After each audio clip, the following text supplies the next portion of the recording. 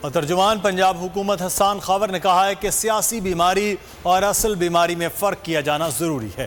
نواز شریف کی بیماری بھی سیاسی ہے، اس کی حقیقت جاننے کے لیے ہم نے میڈیکل بورڈ بنا دیا ہے۔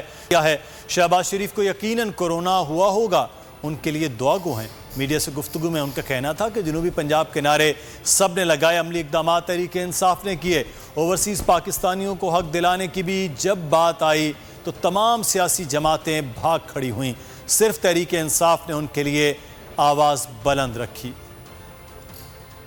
بڑا ضروری ہے کہ سیاسی بیماری اور اصل بیماری میں فرق قائم کیا جائے۔ جب ہم میاں نواز شریف صاحب کی بات کرتے ہیں تو وہ سیاسی علالت کا شکار ہے، اور اس سیاسی علالت کی حقیقت جاننے کے لیے میڈیکل بورڈ بنایا گیا ہے تاکہ اس کی فائنڈنگز کو دیکھا جائے اور ان کو واپس لایا جائے۔ لیکن آپ نے شہباز شریف صاحب کے حوالے سے بات کی تو میں سمجھتا ہوں کہ اگر ان کا ٹیسٹ پازیٹیو آیا تو یہ واقعی ہوگا، کیونکہ اومیکرون بہت تیزی سے پھیل رہا ہے، اور میری ان کے لیے بھی نیک تمنائیں ہیں۔ دیکھیں، جنوبی پنجاب کے لیے سیاسی نعرے تو بہت لگے تھے، لیکن اگر کسی نے جنوبی پنجاب کے لیے کچھ کیا ہے تو وہ پاکستان تحریک انصاف کی حکومت ہے۔ اور آپ میرا خیال ہے کہ یہ شکر کریں کہ صوبے میں جنوبی پنجاب سے ایک شخص کو وزیر اعلیٰ بنایا گیا تو اس خطے کی دعا سنی گئی، ورنہ آج بھی وہی حال ہوتا جو پہلے تھا کہ لاہور کے اندر 50-100 گنا زیادہ آپ خرچ کر رہے ہیں راجن پور اور ڈیرہ غازی خان کے مقابلے میں۔ تو میں سمجھتا ہوں کہ یہ پہلی حکومت ہے جس نے جنوبی پنجاب کی حقیقی معنوں میں خدمت کی ہے۔